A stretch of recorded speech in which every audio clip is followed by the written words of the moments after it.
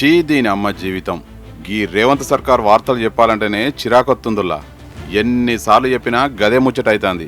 ఆయన చెప్పిన మాటలకే మళ్ళీ ఆయనే విరుద్ధంగా మాట్లాడతాడు. నెలలు సంవత్సరాలు గడుస్తున్నా ఇదే వరుస. ఈ తీరు చూసి రేవంత్ సర్కార్కు బిరుదిచ్చేయాలనిపిస్తుందిలా. అదేంటంటారా? U-turn king. మళ్ళీ చెప్తున్నానులా, యూటర్న్ కింగ్. అచ్చుగుద్దినట్టు సరిపోద్ది కదుల్లకి ఈ పేరు రేవంత్ సార్కు. అబద్ధాలు చిల్లర మాటల సంగతికొస్తే కొత్తగా చెప్పే పనే లేదు. ఏమైందని అనుకుంటున్నారా? సీఎం రేవంత్ రెడ్డి సారు ఆదివారం సిద్దిపేట జిల్లా నర్మెటల పామాయిల్ ఫ్యాక్టరీ ఓపెనింగ్ పోయిండు కదా. ఆడ మళ్ళీ పాత స్టైల్లోనే మాట్లాడిండు. మన తెలంగాణ రైతులు వరి వేయొద్దంట. 50 లక్షల టన్నులకు మించి కేంద్ర ప్రభుత్వం వడ్లు కొనని చెబుతోందట. ఆ ముచ్చటేందో ఓసారి ఆయన నోట్లకెళ్ళే విందాం పాన్రి.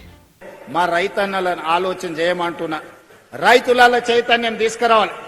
రైతులు పండించే వడ్లు ఒక్కటే మన సమస్యకు పరిష్కారం కాదు. ఇవాళ వరి పండిస్తే వ్యవసాయ రైతుకు కష్టం తక్కువ ఉందని వరి పండిస్తుండ్రు. మన కేంద్ర మంత్రిని కలిసినప్పుడు మేము ఈసారి 50 లక్షల మెట్రిక్ టన్నుల కంటే మేము ఎక్కువ ప్యాడీ కొనము, మీరు ఆపండి అన్నారు. మరి కొన్న వడ్లు ఏం చేయాలో మీరు ఆలోచన చేయండి. మరి అందుకే ఇవాళ పంట మార్పిడికి మనం పూనుకోవాలి. చూసిండ్రు కదుల్లా. ఇప్పుడు ఆయనకు సమాధానం ప్రత్యేకించి మనం చెప్పనక్కర్లేదు, ఆయనే చెప్తాడు. అదెట్లా అనుకుంటుండ్రా? గదే మన రేవంత్ సార్ ప్రత్యేకత.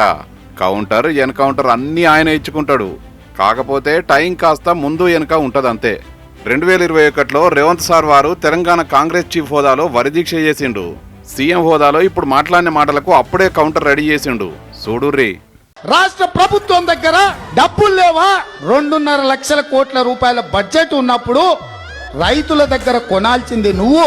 నీకు ఓటేసి నిన్ను ముఖ్యమంత్రిని చేస్తే నువ్వు కొనకుండా మోడీ కొనాలి, బోడిగాడు కొనాలి అని మోకాలకు బోడిగుండుకు లింకు పెట్టి మాట్లాడుతుండే రాష్ట్ర ముఖ్యమంత్రి. మన కేంద్ర మంత్రిని కలిసినప్పుడు మేము ఈసారి 50 లక్షల మెట్రిక్ టన్నుల కంటే మేము ఎక్కువ ప్యాడీ కొనము, మీరు ఆపండి అన్నారు.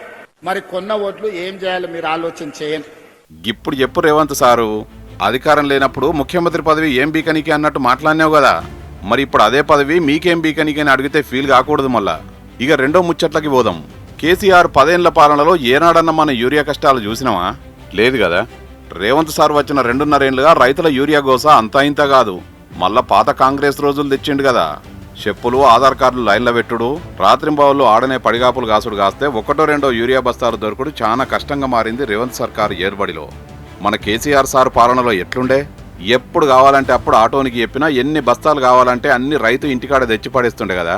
కేంద్రంతో మాట్లాడుతుండనో ఏం చేస్తుండనో ఏమో గానీ యూరియా కొరత అనేదే లేకుండా మస్తు బఫర్ స్టాక్ మెయింటైన్ చేస్తుండే అప్పట్లో మన రైతు సర్కారు.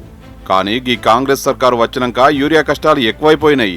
అసలు రేపు వచ్చే వానాకాలం పంటకు యూరియా అందించుడు కష్టమేనని ఇప్పుడే చేతులెత్తేసిండు సీఎం సీట్లో కూర్చున్న మన పెద్ద మనిషి రేవంత్ సారు. రాబోయే రోజుల్లో యూరియా కొరత వచ్చేటట్టు కనిపిస్తున్నది. ఎందుకంటే మన రైతులు అత్యధికంగా వరి పండిస్తున్నారు. వరి వేసిందంటే యూరియా కావాల్సిందే.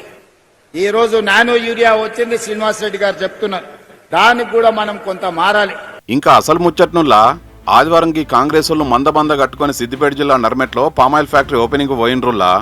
అయితే మందికి పుట్టిన బిడ్డలు మా బిడ్డలని చెప్పుకునే మహా చెడ్డ బుద్ధి ఒకటి వీళ్ళకు ఉందుల్లా. దాన్ని మల్లోపారి జనం ముంగిట్నే బయట పెట్టుకున్నారు.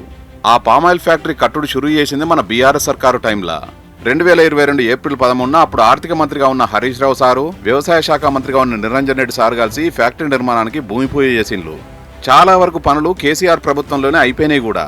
కానీ మాయగాలం ముందుకొచ్చి మార్పు అనుడుతో 2023 డిసెంబర్లో ఈ కాంగ్రెస్ సర్కారు మన నెత్తికెక్కి కూసుందాయే. అప్పుడు కేసీఆర్ ప్రభుత్వంలో మొదలుపెట్టి పూర్తి చేసిన పనులకు ఈ రేవంత్ సర్కార్ రిబ్బన్ కట్టింగ్లు చేసుకుంటా క్రెడిట్ చోరీ పనులో రాష్ట్రం అంతా తిరుగుతుండు. ఇప్పుడు ఈ పామాయిల్ ఫ్యాక్టరీని కూడా మొదలుపెట్టిండు. కట్టింది అంతా మేమే అని సీఎం రేవంత్ రెడ్డి, వ్యవసాయ శాఖ మంత్రి తుమ్మల వారు సిగ్గు లేకుండా చెప్పుకుంటుండ్రు. చూసిండ్రు కదా. మంది పుట్టిన బిడ్డలను మా బిడ్డలని చెప్పుకోండు. కాకపోతే మరి దీన్ని ఏమనాలుల్లా? సిద్దిపేట కోసం కేసీఆర్ సార్ ప్రభుత్వంలో హరీష్ రావు సార్ ఎన్ని పనులు చేసిండుల్లా. అట్లాంటిది మళ్ళోసారి వచ్చే ఎలక్షన్లలో హరీష్ రావు సార్ ప్లేస్ లో కాంగ్రెస్ వాడిని ఎమ్మెల్యేగా చేసుకోన్నట. సిద్దిపేట నుంచి ఎమ్మెల్యేని గెలిపించండి. సిద్దిపేట నుంచి గెలిపించిన ఎమ్మెల్యేను మా పెద్దలు దామోదర్ రాజనరసింహ గారు, మా వివేక్ వెంకటస్వామి గారు మంత్రిని చేయించే బాధ్యత వాళ్ళిద్దరు తీసుకుంటారు. మార్పు ఒక్క ఛాన్స్ అంటుండు ఈ రేవంత్ సారు. మార్పు అని రాష్ట్రంలో కాంగ్రెస్ సర్కారు వస్తే ఏమైందో చూస్తూనే ఉన్నాం కదా. పేదోడి గూడు గూలగొట్టుడు, ఉన్న పథకాలన్నీ ఆపేసుడు, అంత అరాచకం తప్ప మరింకేమన్నా ఉన్నదా? సిద్దిపేటలో హరీష్ రావు సార్ సగం పనులు పూర్తి చేసిన వాటిని కూడా రద్దు చేసి పారేసిన గనుడివి కదా నువ్వు. మాటల్లోనేమో వివక్ష లేదనుడు, చేతల్లోనేమో వివక్ష విషయం తప్ప ఇంకేమన్నా ఉన్నదా అసలు నీకు నీ మార్పునకో దండం సామి. నువ్వు పో, గంతే ఇక చాలు.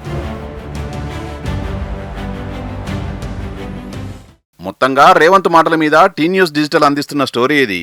మీ అభిప్రాయం ఏంటన్నది కామెంట్స్ రూపంలో చెప్పండి. వీడియో నచ్చితే లైక్, షేర్, సబ్స్క్రైబ్ చేయండి.